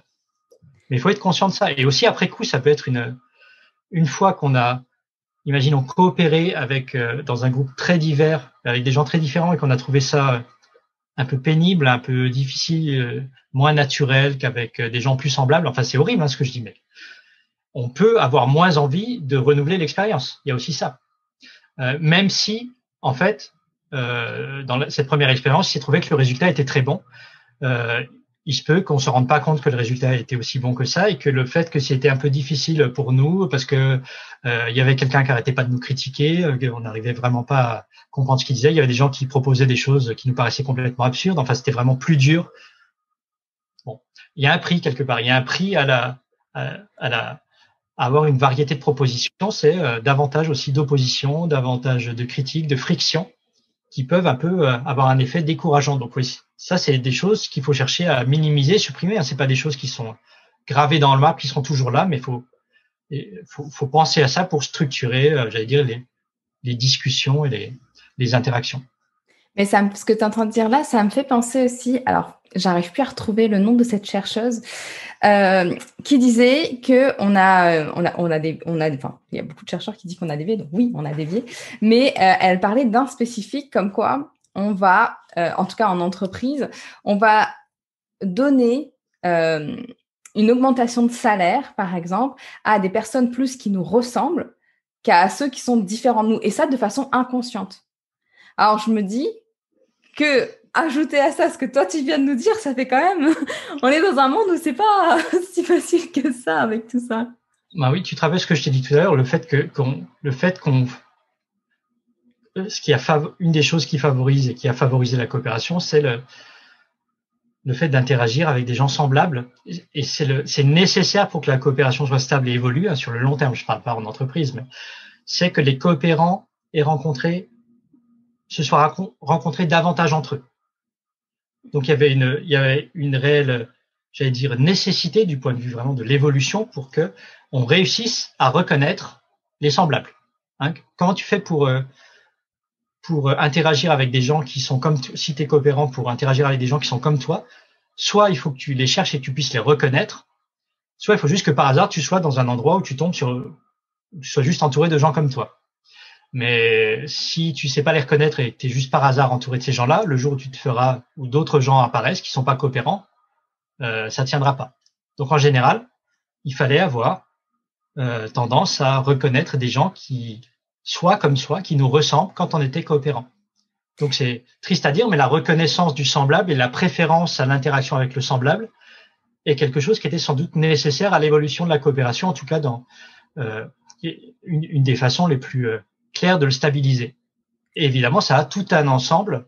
Le fait que maintenant le mécanisme de préférence pour le semblable, il agit ensuite dans tout un ensemble de cas, même où il n'y a pas de coopération, et il crée tout un ensemble de problèmes différents. Là, toute une liste d'effets secondaires, de préférences, de biais, quand on parle de xénophobie, de racisme, c'est lié à ça. C'est triste. Non, je ne suis pas en train de dire qu'on est obligé, d'être raciste ou xénophobe pour bien coopérer. C'est pas du tout ça.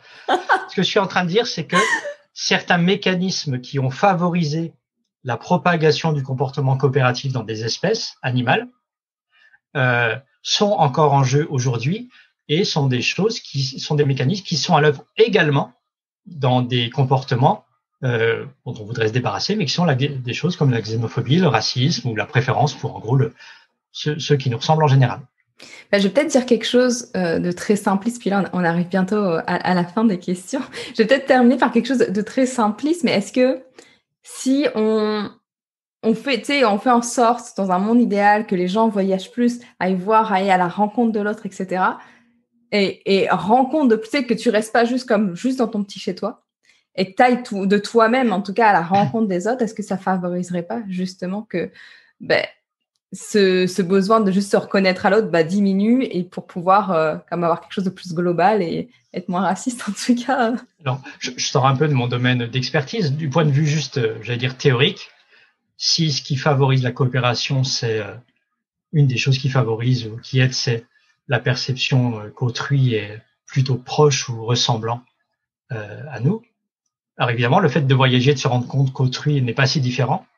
Évidemment, si on a toujours si on est toujours à distance, qu'on a toujours des perceptions d'autrui par, je sais pas, les journaux de notre pays, des histoires. Bon, évidemment, autrui nous paraîtra, c'est toujours ce qui est différent, ce qui est pas comme chez nous, qui est mis en avant, en tout cas souvent.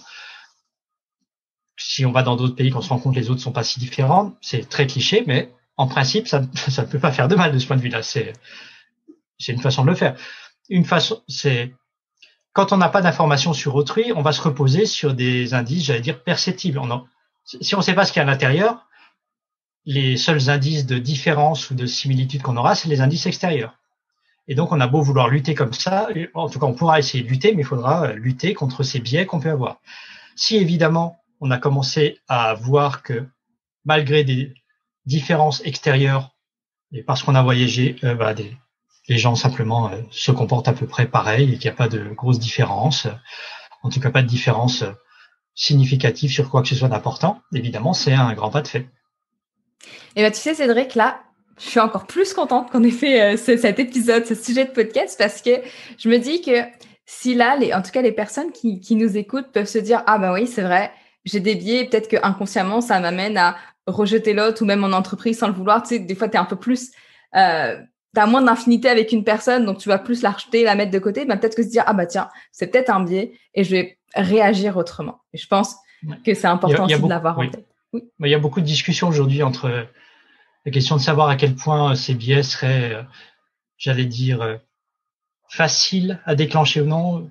Je sais pas si tu sais, il y a des débats en ce moment sur l'idée des biais implicites, d'accord, sur l'idée que vraiment naturellement on aurait tendance à associer à d'autres couleurs de peau des comportements négatifs ou des comportements malhonnêtes ou des choses comme ça, et qu'on pourrait pas s'en empêcher, qu'il y aurait une sorte d'association de concepts un peu naturels. Bon, des choses aussi extrêmes sont assez discutées. Je dis pas qu'il y en a ou qu'il y en a pas, simplement c'est un peu paru comme une évidence il y a quelques années. Et là, c'est un petit peu remis en cause, mais ça ne remet pas en cause le fait que ces biais, que des biais, qu'ils soient très très forts ou non, mais des biais existent de ce genre, et que déjà en avoir confiance est en général une bonne chose. Et en gros, du point de vue de la coopération, le meilleur cas de figure, c'est quand on se rend compte au cours d'une interaction coopérative que ces différences initiales perçues n'ont pas fait de différence, et que quelque part, le petit effort qu'on n'aurait pas dû avoir à faire, mais qu'on a fait, a payé, et que si bien que la prochaine fois, ce sera plus un effort, parce qu'on n'aura plus à présupposer qu'il y avait une difficulté. D'accord, sans être. Donc je finis sur du politiquement correct, complet, mais c'est très... Est-ce qu'il y a autre chose, que là on arrive vraiment à la fin de mes questions, est-ce qu'il y a autre chose que tu aimerais rajouter, quelque chose qu'on n'a pas parlé, qui pour toi est important à faire passer aujourd'hui? Non, je sais pas si c'est important, mais comme tu voulais mettre l'accent sur l'entreprise, il y avait peut-être deux choses. Dans le cadre de la coopération, on parle souvent de processus en entreprise coopératifs qui viennent vraiment du monde de l'entreprise, qui sont très utilisés, qui sont le brainstorming et le team building, deux anglicismes. Et je voulais juste dire qu'il y a des résultats très différents d'après ce qu'on sait sur ces deux choses, c'est-à-dire une sorte, alors je sais pas si c'est un consensus, mais en général le team building ça a l'air de plutôt marcher quand des gens ont essayé de faire des analyses, des expériences en psychologie. Donc c'est quelque chose qui marche plutôt bien, c'est-à-dire quand on fait des tâches on essaie de faire réfléchir des groupes à une tâche qu'ils doivent faire, à la façon, au rôle qu'ils pourraient avoir les uns les autres. Ça, pour conséquence, ça a de bonnes conséquences en termes de confiance les uns en les autres, de coordination, de communication. Ça, voilà, c'est pas la panacée, bien sûr, mais c'est quelque chose dont on pense qu'en général, ça a un effet, en tout cas. Par contre, le brainstorming, c'est typiquement quelque chose qui marche assez peu, en fait. Donc, brainstorming, c'est l'échange un peu libre d'idées, l'idée que tout le monde parle et et tout le monde donne toutes les idées pour qu'on ait une grande liste. Le problème, c'est que même si c'est libre, dès qu'il y a une hiérarchie ou le simple fait qu'on soit avec des collègues et qu'on soit observé fait qu'on va avoir peur de dire quand même des bêtises, qu'on va avoir donc des soucis de l'ordre de la réputation, j'allais dire, qu'on va aussi avoir tendance, parce qu'on parle les uns après les autres, à être simplement convaincu par la première idée de quelqu'un et donc se dire « Ah, bah, mon idée n'est pas si bonne, je me tais ». Et donc, le brainstorming, souvent, n'a pas des résultats excellents. Hein, c'est quelque chose qui marche plutôt pas pour des raisons et par des mécanismes divers. Et le team building, c'est quelque chose qui, alors, faut voir comment il est fait, mais qui au moins parfois a des effets positifs. Donc, pour moi, j'allais dire, c'est intéressant parce qu'on pourrait penser que des choses qui existent depuis longtemps, j'allais dire, dans les entreprises quelque part, auraient des effets avérés. D'accord, que les entreprises auraient découvert et qu'après, on confirmerait par des expériences de psychologie. Et en fait, dans un cas, c'est pas avéré du tout. Dans l'autre, il y a quand même un certain soutien psychologique. Mais donc, raison de plus peut-être pour les entreprises de se poser vraiment les questions sur les pratiques utiles et les pratiques qu'on continue à utiliser sans forcément savoir pourquoi. Souvent, les gens qui ressortent d'un brainstorming, ils sont très contents. Il y a un aspect on a fait quelque chose ensemble. Enfin, ils sont très satisfaits, mais du point de vue de la production d'idées utiles, c'est pas très efficace. Donc, faut voir ce qu'on veut favoriser. Si on veut une équipe qui se sente bien ensemble, c'est peut-être bien un brainstorming. Mais si on veut de vraies idées qui marchent, peut-être pas.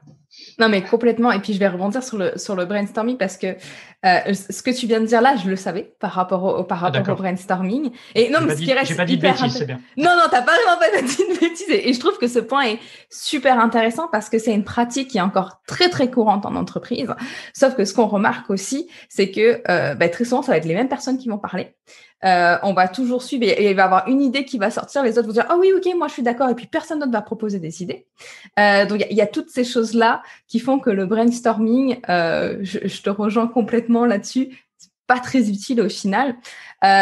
Ce que moi, je proposerais là-dessus, parce que des fois, tu as quand même besoin d'idées, puis d'avoir ce groupe-là, alors je sais pas si ça, parce que ça, c'est une idée que j'ai eue, mais alors je sais pas du tout, ça n'a pas été testé scientifiquement ou quoi que ce soit, mais je me suis demandé, est-ce que si chaque personne écrivait, donc tu as une question, chaque personne écrit sur un bout de papier, tu fermes ton papier, enfin ton idée, comme ça tout le monde aura donné son idée par rapport à la question qui aura été donnée dans l'entreprise, et au moins après tu mets ça dans un petit bol et puis toutes les idées au moins seront lues, et je me dis c'est déjà peut-être un petit truc pour que tout le monde puisse donner une idée et pas juste qu'on suive une. Il y a des choses comme ça de proposer.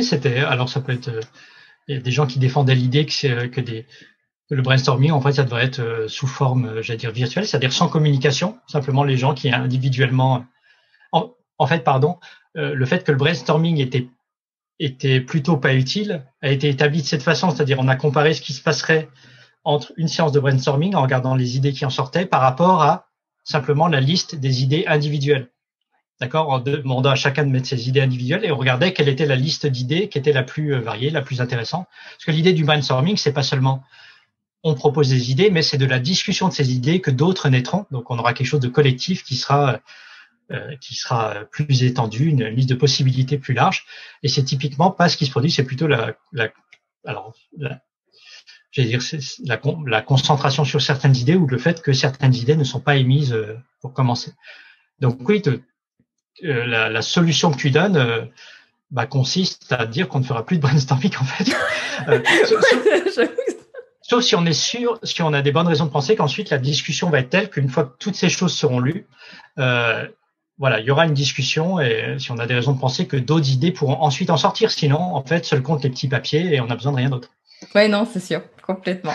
J'ai aussi une dernière question que j'aime poser pour finir le podcast. C'est qu'est-ce qui te donne envie de te réveiller le matin? T'avais pas réfléchi à celle-là. Très classique. J'ai pas réfléchi à celle-là. Moi, je suis quelqu'un de très normal. Donc, j'ai la première chose, c'est la famille, bien sûr, ça c'est sûr. Mais j'ai la chance, et c'est peut-être la réponse que donneraient beaucoup de chercheurs, j'ai la chance de faire un travail que j'aime. Alors ça a été un peu moins évident cette année. Je veux dire, plus on a de tâches un peu, j'allais dire, administratives et, certaines parties de l'enseignement qui sont un peu plus mécaniques, mais reste que on travaille sur les thèmes en général qui nous plaisent, qu'on aime, qu'on a choisi. Et c'est ce que je fais depuis le départ, c'est ce que je vais continuer à faire jusqu'à la fin. Donc, je sais que je travaillerai sur les aspects sociaux, quels qu'ils soient, jusqu'à la fin. Et moi, ça me motive toujours autant. On le voit bien. Mais c'est la même chose pour tous les chercheurs. Enfin, pour la plupart, on a toujours cette envie en tout cas, on a de la chance quand on l'a encore quand on commence un nouvel article, quand on dit tiens, ça c'est intéressant, je vais lire là-dessus, je vais me relancer là-dedans, voir s'il y a quelque chose à dire. Et la plupart du temps, on trouve en tout cas assez souvent, qu'il y a des choses à dire. Donc moi, mon domaine tout simplement me passionne, et ça c'est quelque chose que j'aurai jusqu'à la fin. Et c'est une sorte de chance immense de faire ce type de travail. C'est un privilège. Complètement. Et pour terminer ce podcast, j'aimerais savoir, parce que là, tu me disais que tu lisais aussi beaucoup, donc ça va bien aller aussi avec ma question. J'aimerais savoir si tu veux partager avec nous une découverte récente. Alors, ça peut être via un livre, un film, une chaîne YouTube, quelque chose qui t'a marqué, qui a eu un impact sur toi peut-être, et que tu aimerais partager. Alors là, c'est très très difficile. Un truc récent, parce que je lis pas plus que d'autres. En général, ce que je lis sont des articles ou des livres universitaires. Donc ça fait assez longtemps que je sais pas. Peut-être un livre universitaire, quelque chose que t'as eu aussi là-dedans et t'as bien aimé. Je me demande si je pourrais pas donner. Je vais donner un film plutôt. Oui. Parce que je fais aussi alors, on n'en a pas parlé aujourd'hui, mais j'enseigne. Je fais de la philosophie des sciences. Donc, ce qui m'intéresse le plus en philosophie des sciences, c'est l'aspect social de la science, naturellement. Et il y a un film que j'avais bien aimé de ce point de vue, alors que beaucoup de gens ont vu, qui est Contagion. Je sais pas si tu te rappelles, qui en plus est plus ou moins d'actualité, vu que c'est quand même une pandémie. Oui. Bon. Qui a été très téléchargé l'année dernière. Oui, voilà, pour d'autres raisons. Mais une des qualités de ce film, un des avantages, c'est que la marche de la science, le fait donc que les gens réussissent simplement à acquérir des connaissances et à avancer sur la pandémie dans le film et en savoir de plus en plus et trouver un remède, c'était quelque chose de distribué, c'était quelque chose d'éclaté dans le monde. On voyait bien qu'il y avait plusieurs spécialistes dans plusieurs centres qui devaient rentrer en communication, dont aucun n'était. Voilà, il y avait pas le Einstein de la pandémie qui arrivait, qui était ignoré dans un coin pour des raisons X ou Y et qui subitement pouvait enfin donner les idées qu'il avait toujours eues et qui résolvent la situation. On avait des gens qui chacun avait une sorte de bout de la solution, qui était chacun en proie à des contraintes par ailleurs diverses, que ce soit temporelles, personnelles, etc. Et de l'action plus ou moins concertée desquelles finissait par émerger une solution. Et c'est à peu près comme ça, la dimension collaborative de la science. Ça n'a pas toujours été le cas, je veux dire, mais dans la science contemporaine, elle est inéliminable, elle est fondamentale dans la plupart des projets scientifiques. Et c'est quelque chose qu'on a rarement vu au cinéma ou dans des livres, et c'est quelque chose qui ressortait bien dans ce film. Donc voilà, c'est une chose qu'on pourrait mettre en avant.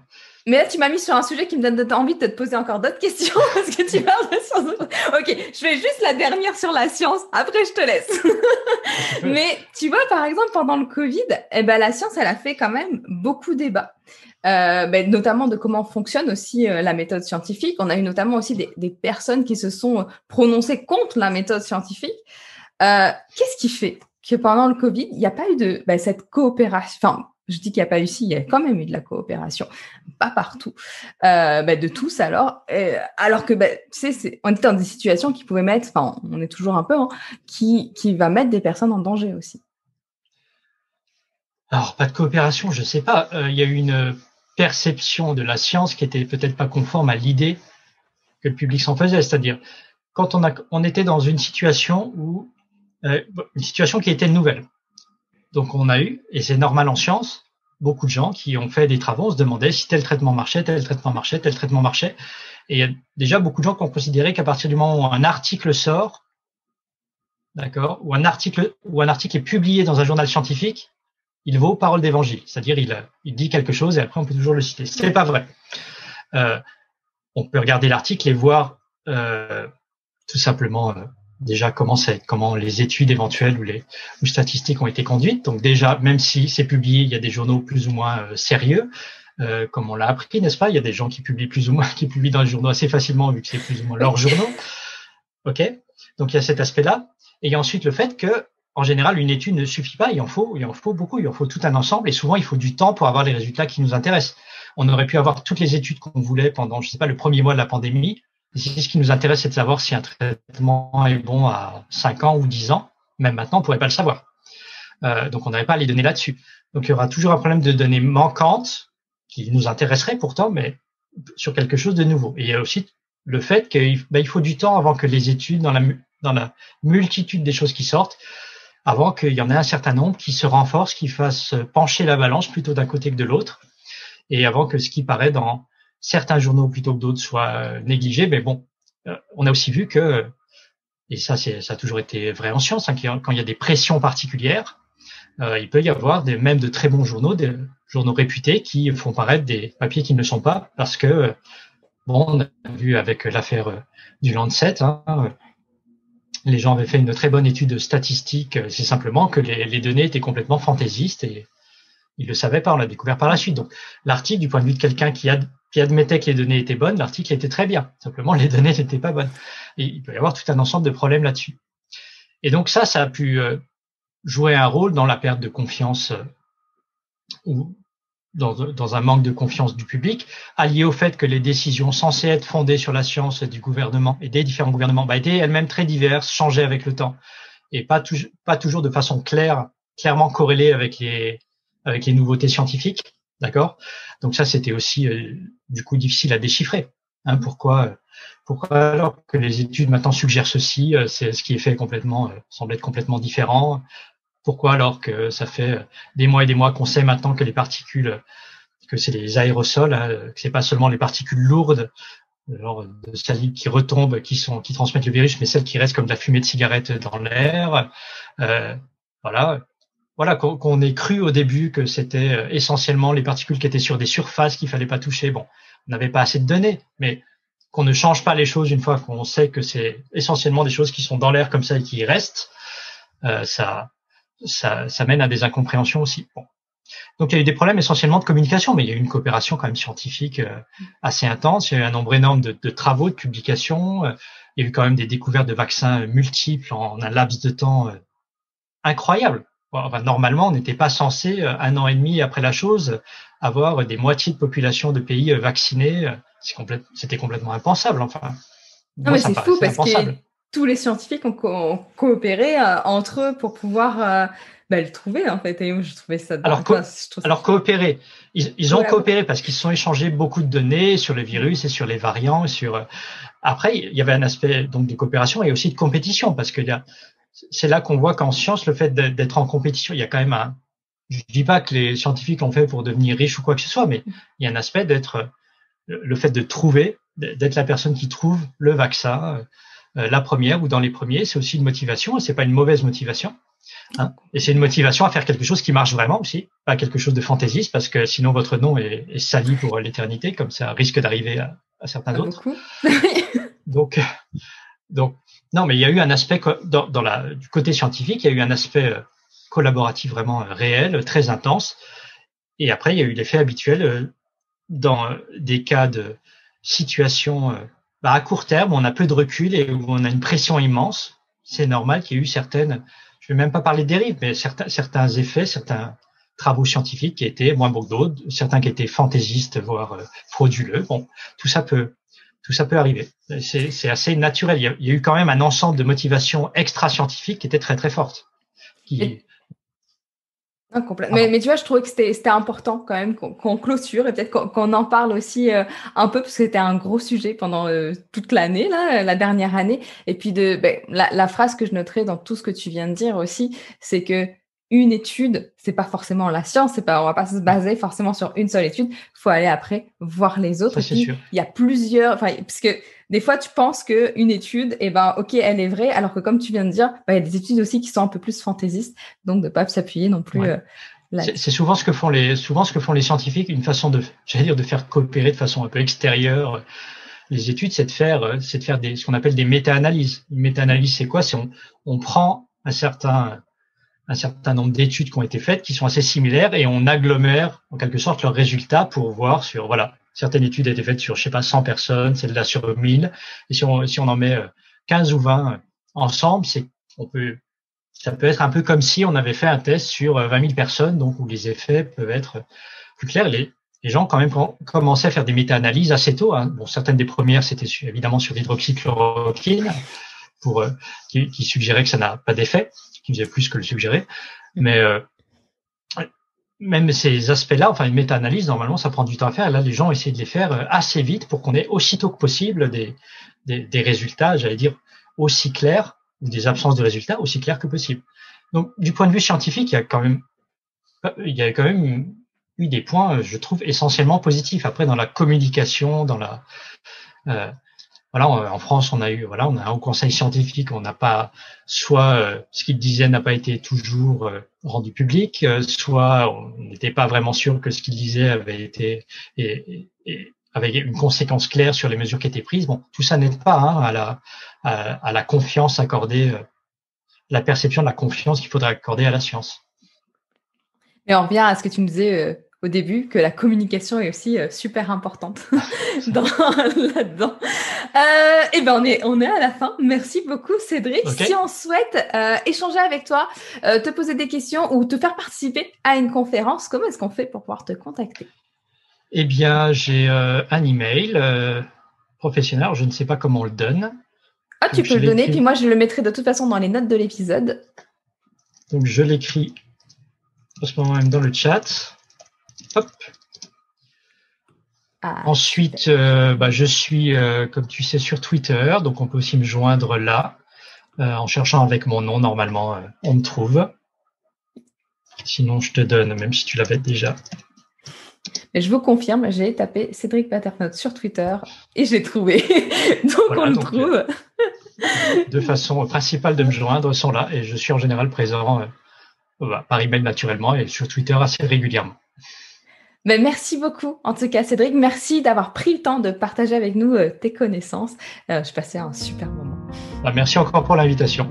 Ça m'a fait plaisir. Voilà, c'est la fin de cet épisode. J'espère qu'il vous a plu. Si c'est le cas, n'hésitez pas à le partager et à mettre, vous savez, toutes les petites étoiles, les pouces bleus, les commentaires. Bref, vous savez ce qu'il faut faire et je vous assure, c'est vraiment, vraiment, vraiment ce qui m'aide le plus. Alors, n'hésitez pas à faire tout ça. Et puis, si le sujet de la coopération vous intéresse, je vous mets aussi un petit jeu dans les notes de l'épisode que je vous conseille de faire et vous allez voir, ça va même vous apprendre des choses sur vous. Et ouais, de mon côté, je vous dis à très bientôt. Pensez à vous abonner. Ciao.